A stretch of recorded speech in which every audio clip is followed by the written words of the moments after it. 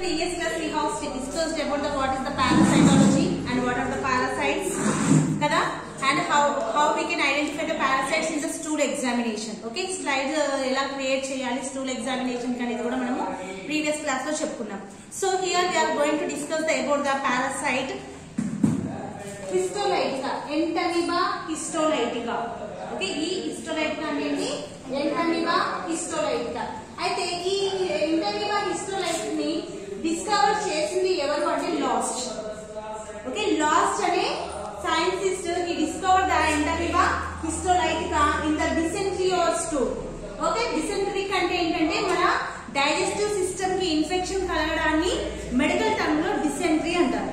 Okay, dysentery means some of the parasites entered into the digestive system and it become as a toxic. Okay, toxic గా గాని diseased గా గాని convert అయితే దాన్ని మనం dysentery అంటాము.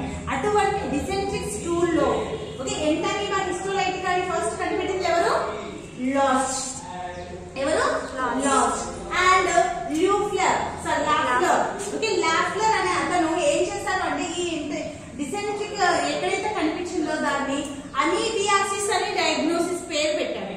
ఓకే, ఎక్కడైతే ఈ Entamoeba histolytica observed in the stool, A stool లో అయితే ఈ histolytica అబ్జర్వ్ అయిందో అటువంటి డిసీజ్ కి అమీబియాసిస్ అని పేరు పెట్టింది ఎవరు?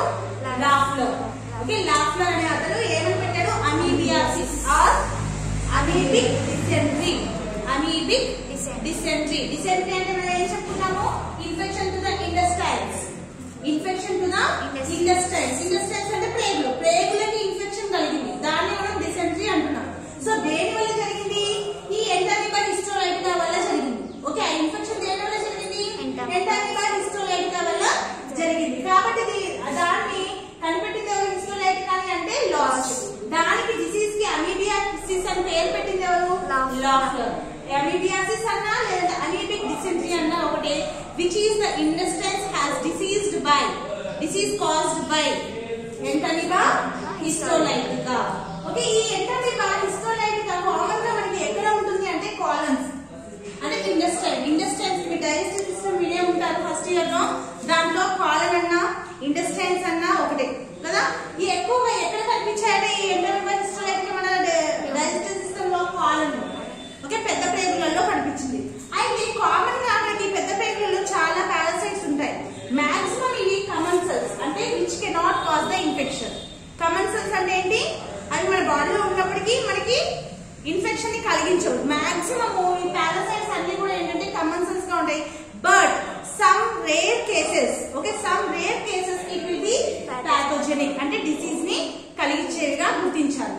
అయితే coming to the Entamoeba histolytica దాని యొక్క లైఫ్ సైకిల్ మార్ఫాలజీ కనుక మనం చూసుకున్నట్లయితే the life cycle is divided into 3 phases. Okay, 3 phases గా మనము కన్వర్ట్ చేసాము. So first phase is the trophozoite. Trophozoite, precystic and cystic.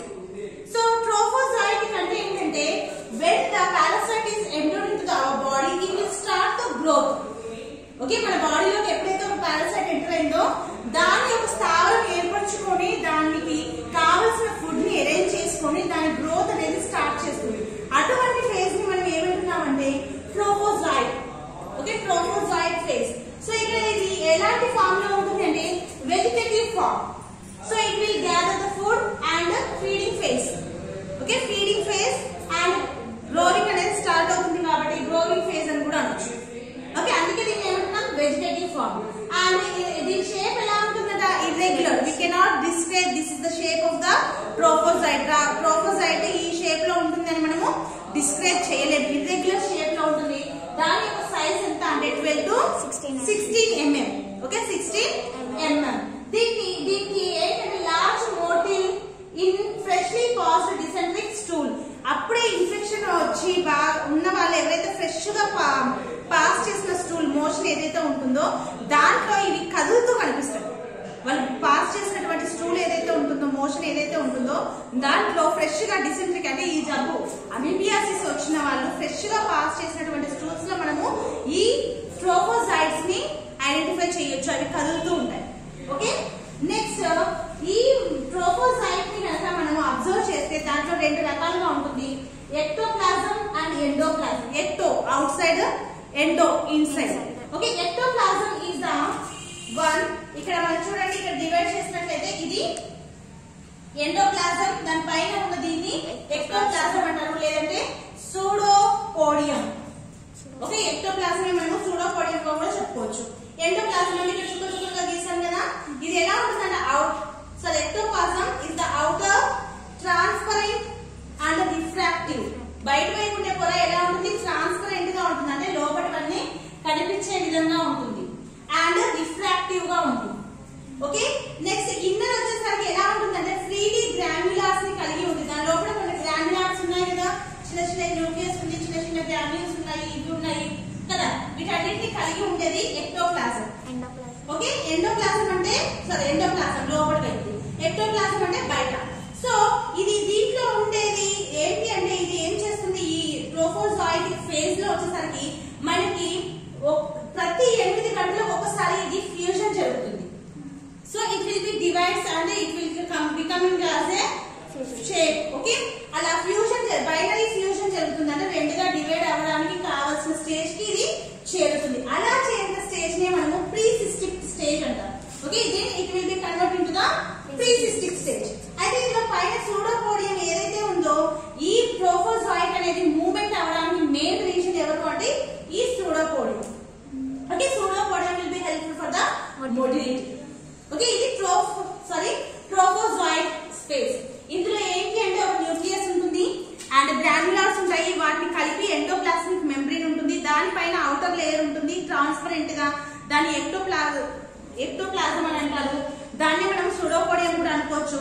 ఈ ట్రోఫోజాయిడ్ ఫేజ్ లో అది కదలడానికి కారణం ఏంటంటే ఈ సూడోపోడియం.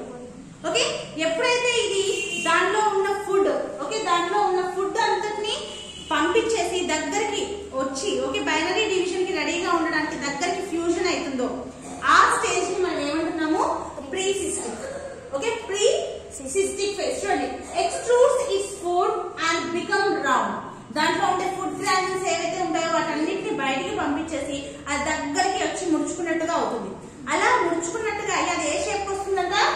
రౌండ్ షేప్ వస్తుంది. అలా రౌండ్ షేప్ వచ్చిన దాన్ని మనం ఏమంటున్నాము? Pre cystic phase. Okay, pre cystic phase. So దీని యొక్క సైజ్ ఎంత ఉంది? 10 to 20 mm ఇన్ సైజ్. 20 వరకు. Okay, 10 to 20 mm in size. Occur only in the intestinal lumen. మన ఇంటెస్టైనల్ లో ఉండేటటువంటి లూమెన్స్ లో మాత్రం, అంటే పెద్ద ప్రేగుల్లో మాత్రమే ఈ స్టేజ్ కి వస్తుంది. ఓకేనా? Next, after forming the cyst wall, దీని చుట్టూ ఒక వాల్ ఫామ్ అవుతుంది. ఓకే, దీని చుట్టూ ఒక వాల్ ఫామ్ అవుతుంది. ఎప్పుడైతే దాని చుట్టూ వాల్ ఫామ్ అయిందో అప్పటి నుంచి దాన్ని ప్రీ సిస్టిక్ అనము సిస్టిక్ అంటాం. Okay, it will B converts into the cystic phase. ఎప్పుడైతే దాని చుట్టూ ఒక వాల్ ఫామ్ అయిందో అప్పుడు అది ఏ స్టేజ్ లో కన్వర్ట్ అయిపోయింది? సిస్టిక్ ఫేజ్ లోకి. It is the matured cell. Okay, parasite matured stage ని మనం ఏమంటున్నామంటే సిస్టిక్ ఫేజ్ అంటాం. సో చూడండి, ఇది మెచ్యూర్డ్ వన్. ఓకే, చూడండి, ఇది ఏ షేప్ లో ఉంటుంది? Spherical, round. ఇది ఆల్మోస్ట్ రౌండ్, కానీ మనకి ఇక్కడ రౌండ్ గా లేదు కదా, ఇక్కడ టోటల్ స్పెరికల్ గా ఏర్పడింది, రౌండ్ గా ఏర్పడింది. దీని యొక్క డయామీటర్ ఎంత ఉంది? 10 to 20 mm. ఒక ట్రోఫోజాయిటిక్ లోనే కొంచెం తక్కువ ఉంది కదా, మిగతా రెండు కూడా సేమ్. అండ్ ఇది ఇన్ఫెక్టివ్ స్టేజ్, అంటే మనిషికి ఇన్ఫెక్షన్ స్టార్ట్ అవ్వడం ఎక్కడ స్టార్ట్ అవుతుంది? ఈ స్టేజ్ లో. ఎప్పుడైతే ఇది సిస్టిక్ ఫేజ్ లోకి వచ్చిందో మన ఇండస్ట్రీల్ లో, ఇక అప్పటి నుంచి మన కడుపులో పేర్లకి జబ్బు స్టార్ట్ అవుతుంది. Okay, infective stage. Life cycle ఈ సిస్టిక్ ఫేజ్ కి వచ్చింది అంటే దీని యొక్క లైఫ్ సైకిల్ కంప్లీట్ అయినట్టు. ఓకే, సిస్టిక్ ఫేజ్ కి వచ్చింది అంటే the life cycle of the histolytica has completed and it consist of 2 nucleus. ఇక్కడ ఎన్ని న్యూక్లియస్ ఉన్నాయి? 2 న్యూక్లియస్. ఓకే, మెచ్యూర్డ్ స్టేజ్ కి వచ్చిన సిస్ట్ లో, అంటే హిస్టోలైటికాలో ఎన్ని న్యూక్లియస్ ఉంటాయంటే 2 న్యూక్లియస్ ఉంటాయి. And it will B goes into the 4 by binary division. ఆ 2 న్యూక్లియస్ కూడా బైనరీ డివిజన్ చెంది మళ్ళీ 4 గా వెళ్తాయి. ఎప్పుడైతే it has reached the 4 nucleus stage, okay, 4 nucleus stage కి చేరుతుందో దాన్ని మెచ్యూర్డ్ సిస్ట్ ఫామ్ అంటారు. ఇక అది మెచ్యూర్డ్ వన్. సో దాన్ని క్వాడ్రియంట్ న్యూక్లియేటెడ్ హిస్టోలైటికా. క్వాడ్రియంట్ అంటే 4 న్యూక్లియస్ ని కలిగి ఉన్నటువంటిది. Okay, quadric nucleated histolytica. This is the life cycle of the histolytica. అయితే ఇప్పుడు ఫర్ ఎగ్జాంపుల్ మన బాడీలోకి ఒక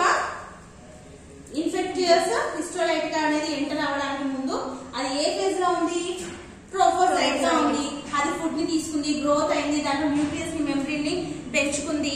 ఓకే, అక్కడ 2 మెంబ్రెన్స్ ఉన్నాయి, అది మూవ్మెంట్ జరుగుతుంది. మూవ్మెంట్ జరుగుతూ అది ఎక్కడికి వచ్చింది? పెద్ద బ్రెయిన్ లోకి వచ్చింది. పెద్ద బ్రెయిన్ లోకి వచ్చేసరికి అది ఏ స్టేజ్ కి వచ్చింది? ప్రీసిస్టిక్. ఓకే, ప్రీసిస్టిక్ ఫేజ్ లో వచ్చేసరికి దాంట్లో ఉండే ఫుడ్ మెటీరియల్ అంతా బయటికి పంపించి అది ఒక రౌండ్ లాగా ఫామ్ అయింది. ఎప్పుడైతే అది రౌండ్ గా ఫామ్ అయిందో అప్పటి నుంచి మనం దాన్ని ప్రీసిస్టిక్ ఫేజ్ అంటున్నాం. ఈ ప్రీసిస్టిక్ ఫేజ్ లో అది ఏం చేస్తుంది?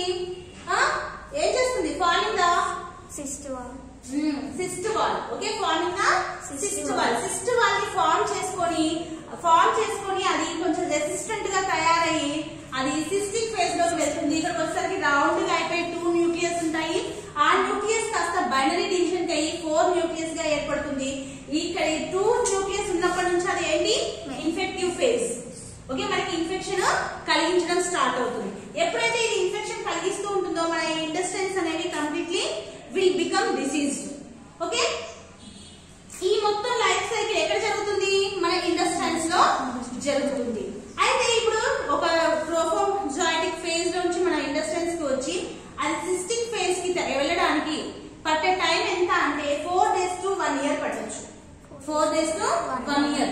దాన్ని మనం ఏమంటున్నామంటే incubation period. Okay, incubation period ఎంత? 4 days to 1 year వరకు పట్టొచ్చు.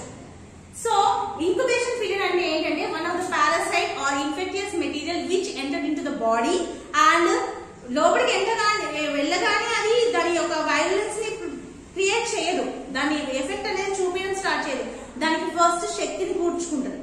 అలా శక్తిని కూర్చుకొని మన బాడీలో ఉండే రెసిస్టెంట్ పవర్ కంటే ఎక్కువ పవర్ దానికి ఎప్పుడైతే వచ్చిందో నాకు ఫిక్స్ అవుతుందో అప్పుడు it will start to effect the body. అలా ఎఫెక్ట్ చేసే స్టేజ్ వరకు అంటే లోపలికి ఎంటర్ అయిన కాడ నుంచి అది డిసీజ్ ని ఫామ్ చేసే వరకు పట్టే ఈ సమయాన్ని మనము ఇంక్యుబేషన్ పీరియడ్ అంటాం. అంటే అది ట్రోఫోజాయిట్. ఓకే, ట్రోఫోజాయిట్ స్టేజ్ నుంచి సిస్టిక్ స్టేజ్ కి రావడానికి మినిమం 4 days పడొచ్చు, లేదంటే 1 year పడొచ్చు. It will be depends upon the body. మన బాడీలో ఉండే రెసిస్టెంట్ ని డిపెండ్ అయి ఉంటుంది. ఓకే, అయితే once it is become as a cystic వచ్చిన తర్వాత మనకు కలిగించే ఇబ్బందులు, సైన్స్ సిమ్టమ్స్ ఏంటి, లక్షణాలు ఏంటి? సివియర్ డయేరియా, విరోచనాలు. Severe diarrhoea science and symptoms. Okay, లక్షణాలు ఏంటి అంటే సివియర్ డయేరియా, అన్కంఫర్టబుల్ బెల్లీ, ఆకలి ఉండదు, ఉబ్బరంగా ఉండదు, ఎప్పుడు చూసి స్టమక్ ఫుల్నెస్ లాగానే అనిపిస్తూ ఉంటుంది. Okay, next liver abscess. That may be last గా ఏమవుతుంది? లివర్ యాబ్సెస్ అవుతుంది. ఈ లివర్ యాబ్సెస్ ని మనం ఏమంటున్నాము? అమీబిక్ డిసెంట్రీ లేదా అమీబియాసిస్ అంటున్నాం. Okay, finally it will become as a liver abscess. Liver కి సంబంధించి లివర్ ఫంక్షనల్ ని స్టాప్ చేయడం కానీ ఇన్హిబిషన్ కానీ చేస్తుంది. స్టాప్ అయినా చేస్తుంది లేదా దాని యొక్క ఫంక్షన్ ని తగ్గిస్తుంది. అలా తగ్గించి లివర్ ప్రాబ్లమాటిక్ అవ్వడాన్ని మనం ఏమంటున్నామంటే అమీబియాసిస్ లేదంటే అమీబిక్ డిసెంట్రీ అంటున్నాం. Okay, do you have any doubt here? So ఒక్కసారి మనం చూసుకున్నట్లయితే ఎంటైరిబా హిస్టోలైటికా ఫస్ట్ డిస్కవర్ చేసింది ఎవరు? లాస్ట్. దాని అమీబియాసిస్, ఆ డిసీజ్ కి అమీబియాసిస్ అని పేరు పెట్టింది ఎవరు? లాఫ్లో. అండ్ అమీబియాసిస్ అంటే ఏంటి? Liver abscess. It is nothing but liver abscess.